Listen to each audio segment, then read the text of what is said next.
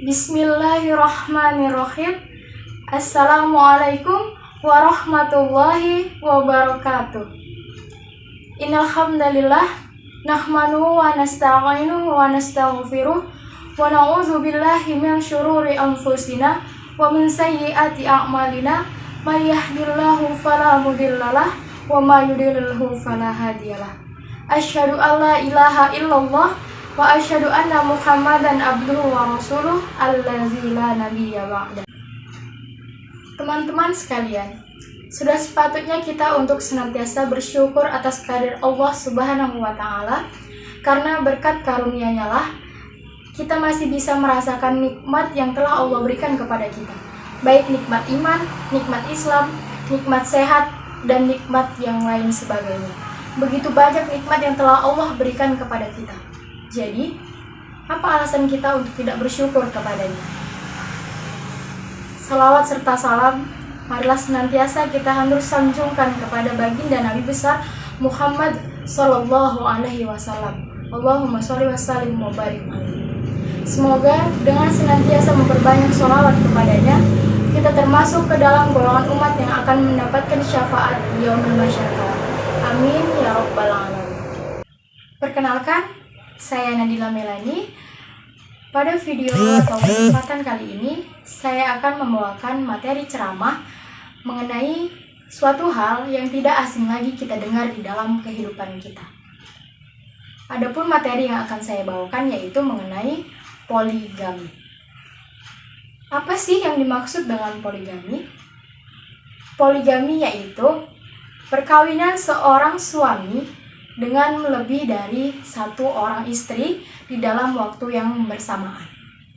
Dalam perspektif hukum Islam, poligami dibatasi menjadi 4 orang istri. Dalam hal tersebut, terdapat ayat yang menjadi acuan dalam poligami, yaitu di dalam Quran Surah An-Nisa ayat ketiga, yang berbunyi, A'udzu billahi minasy syaithanir rajim.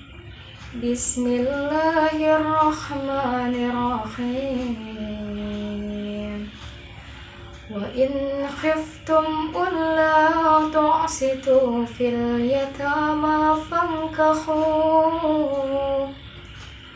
fankahu ma taba lakum min nisaa matsna wa thulatha wa ruba'a fa in khiftum alla ta'dilu fawahidatan aw ma malakat aymanukum dzalika adna alla ta'ulu, yang artinya, dan jika kamu takut tidak akan dapat berlaku adil terhadap hak-hak perempuan yang yatim bila mana kamu menikahinya, maka nikahilah wanita-wanita lain yang kamu senangi, 2, 3, atau 4. Kemudian, jika kamu takut tidak dapat berlaku adil, maka nikahilah 1 orang saja. Atau budak-budak yang kamu miliki, yang demikian itu adalah lebih dekat kepada tidak berbuat aniaya. Quran Surah An-Nisa ayat ketiga. Di dalam ayat tersebut, Allah Subhanahu wa taala memperbolehkan laki-laki untuk melakukan poligami. Ini juga diperkuat dengan adanya praktik poligami yang dilakukan oleh Rasulullah Shallallahu alaihi wasallam. Dengan demikian, dapat dikatakan bahwa hukum poligami dalam Islam adalah diperbolehkan.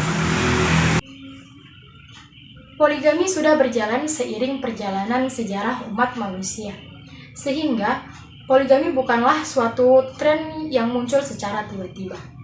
Beberapa ulama memiliki perbedaan pendapat mengenai poligami tersebut. Di antara mereka, ada yang menyetujui poligami dengan persyaratan yang longgar, dan juga ada yang mempersyaratkannya secara ketat. Di antara mereka juga ada yang melarang poligami, kecuali terpaksa dalam kondisi tertentu. Namun yang pasti, Islam tidak melarang poligami secara mutlak dan juga tidak menganjurkan secara mutlak. Pelaksanaan poligami menurut hukum Islam harus memenuhi syarat untuk melakukannya. Dalam Islam, hal tersebut dapat dilakukan apabila didasari oleh terpenuhinya keadilan dan kemaslahatan bagi pihak-pihak yang terlibat di dalamnya. Akan tetapi, pada kenyataannya saat ini, masih banyak pelaksanaan poligami yang tidak sesuai dengan apa yang telah disyaratkan di dalam Islam. Oleh karena itu, masih banyak penerapan poligami yang masih jauh dari apa yang diharapkan. Ada beberapa aturan sesuai dengan yang mengikat dalam praktik pernikahan tersebut, yaitu yang pertama, harus bersikap adil. Adil merupakan suatu kewajiban yang berlaku bagi setiap suami yang memilih untuk melakukan poligami. Rasulullah Shallallahu Alaihi Wasallam bersabda, siapa saja orangnya yang memiliki 2 istri atau lebih, cenderung kepada salah satunya, pada hari kiamat mereka akan datang dalam keadaan setengah tubuhnya miring. Hadis riwayat Abu Daud, An-Nasa'i, At-Tirmizi. Ketentuan ataupun syarat yang kedua dalam pelaksanaan poligami yaitu tidak boleh lalai dalam beribadah. Seseorang yang hendak melakukan poligami, mestinya ia bertambah ketakwaannya kepada Allah Subhanahu wa Ta'ala, yang terlihat saat semakin rajin beribadah. Namun, jika yang terjadi sebaliknya, maka poligami hanya akan menjadi fitnah. Dalam Al-Quran, Allah Subhanahu wa Ta'ala berfirman, A'udzu billahi minasyaitonir rajim. Bismillahirrahmanirrahim. Ya ayyuhalladzina amanu inna min azwajikum wa auladikum aduwwan lakum fakhzaruhum wa in ta'fu wa tasfahu wa taghfiru fa innallaha ghafurur rahim. Yang artinya, wahai orang-orang yang beriman, sesungguhnya di antara istri-istrimu dan anak-anakmu ada yang menjadi musuh bagimu. Maka berhati-hatilah kamu terhadap mereka. Dan jika kamu maafkan dan kamu santuni serta ampuni mereka, maka sungguh Allah Maha Pengampun, Maha Penyayang. Selanjutnya yaitu ketentuan dan persyaratan dalam poligami yang ketiga, yaitu menjaga kehormatan para istri. Poligami dalam Islam juga mewajibkan suami agar dapat melindungi agama dan kehormatan para istrinya. Salah satu hal yang harus dilakukan adalah mengajarkan ilmu agama dan membimbing para istri-istrinya. Solihahnya seorang istri menjadi tanggung jawab suami yang akan mengangkat atau menurunkan kehormatannya. Suami adalah kepala keluarga. Apabila ia membiarkan istri bersikap bebas dan bermaksiat, maka suami pun juga ikut berdosa. Sebagaimana Allah berfirman dalam Al-Quran, surah At-Tahrim ayat ke-6 yang berbunyi, A'udzu billahi minasyaitonir rajim. Bismillahirrahmanirrahim. Ya ayyuhalladzina amanu qu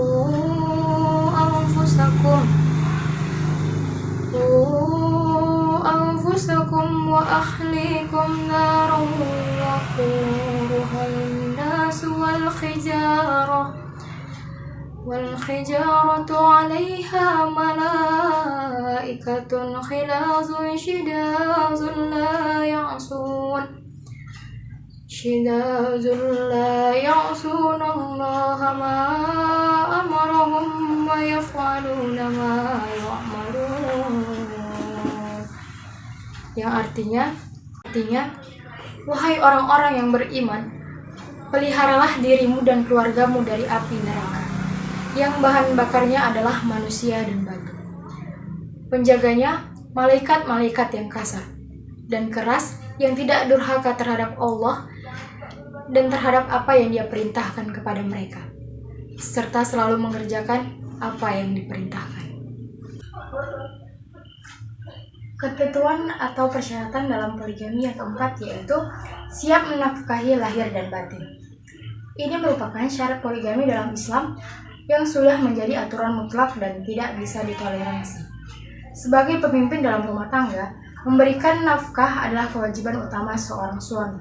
Haram hukumnya jika seseorang yang belum mampu mencukupi nafkah seorang istri, namun ingin memiliki istri yang baru.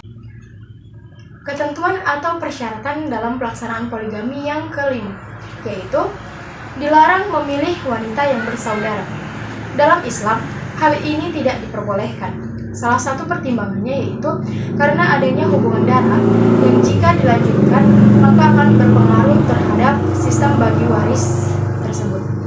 Kemudian, hal itu juga disampaikan dalam hadis dari Imam Bukhari bahwa larangan memiliki dua wanita yang bersaudara diperkuat oleh hadis Rasulullah SAW bahwa Ummu Habibah atau istri Rasulullah mengusulkan agar baginda menikahi adiknya. Maka beliau menjawab, sesungguhnya dia tidak halal untukku. Hadis riwayat Imam Bukhari, An-Nasa'i. Ketentuan atau persyaratan dalam poligami selanjutnya yaitu yang keenam adalah maksimal hanya 4 orang istri. Batas maksimal yang diperbolehkan bagi seseorang yang ingin melakukan poligami adalah 4 orang istri saja. Sesuai dengan aturan yang pernah diberikan oleh Rasulullah SAW dari Qais ibnu Al-Haris, ia berkata, ketika masuk Islam, saya memiliki 8 orang istri. Kemudian, saya menemui Rasulullah dan menceritakan keadaan saya. Lalu beliau bersabda, pilih 4 di antara mereka. Hadis riwayat Ibnu Majah. Banyak pria yang menjadikan dalil poligami agar bisa menikah lagi dan hanya sebagai pemuas nafsu.